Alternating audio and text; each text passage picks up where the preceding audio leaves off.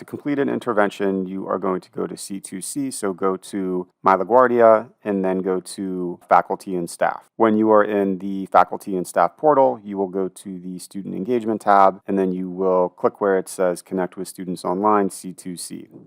Once you go into C2C, navigate to the particular course in which the student is enrolled and click the link for the course. Once you're in your C2C roster, you will go to the Progress and Notes tab, and you will see Intervention on the far right column. Click the link for the intervention. So now that you've opened up the intervention tool, if you click where it says Intervention Instructions, this blue bar, you'll see the drop down and you will see the instructions for completing an intervention. What's really important here is that you want to be as detailed as possible when you write up your description for the intervention. So explain what the issue is, explain if you've already spoken to the student, explain if you've tried reaching out to the student, and then be really clear about what needs to be communicated to the student and what the student needs to do. Remember, when you're sending this information, you're sending it to an advisor, and then the advisor will attempt to contact the student and have a discussion based on what you're writing, so you need to be as clear and detailed as possible. If you click the reason code intended usage bar, you'll see this drop-down information.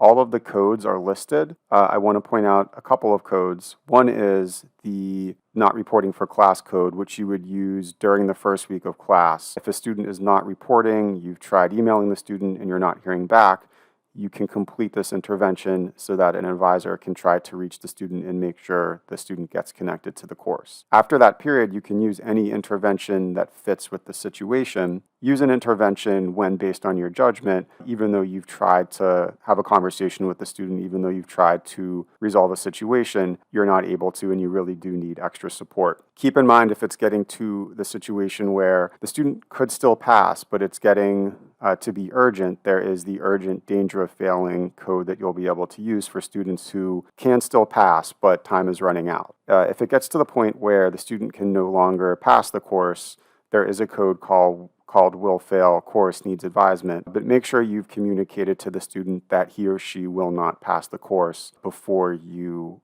complete this kind of intervention. So here is where you will actually complete the intervention. All of the different codes are here. As you select a certain code, you'll see that the definition for that code populates here so you can be sure you're using the right code for the situation. And then like I mentioned, here is where you want to be as detailed as possible, explaining what you've done and what needs to happen to help the student. So when you've entered in all that information, you'll click send. That information will go to the advisor.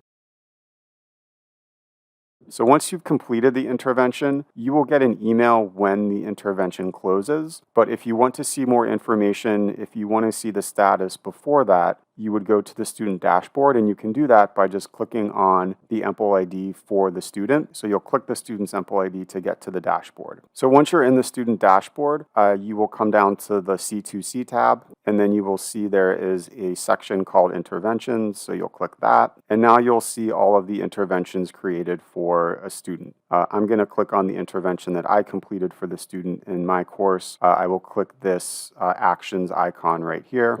And now you can see the intervention in the description. That's what you wrote when you completed the intervention. And then below that, where it says status in progress, you will see what the advisor wrote in. So keep in mind that for status, the status will become closed resolved when the advisor speaks to the student. It doesn't necessarily mean that the situation was entirely resolved, but it does mean that the advisor was able to talk to the student and hear back from the student. If it goes to closed unresolved, that means that the advisor tried to reach the student but was unable to reach the student. Interventions change to closed unresolved after 30 days if after the outreach attempts they just have not been able to hear back from the student. There's also this area right here where it says priority. It's automatically set to low. This is just a default in the system. This is not used, so if you see the priority set to low, don't think that your intervention was given less priority. All interventions are considered important, and this is really not used by anyone, so you can disregard that.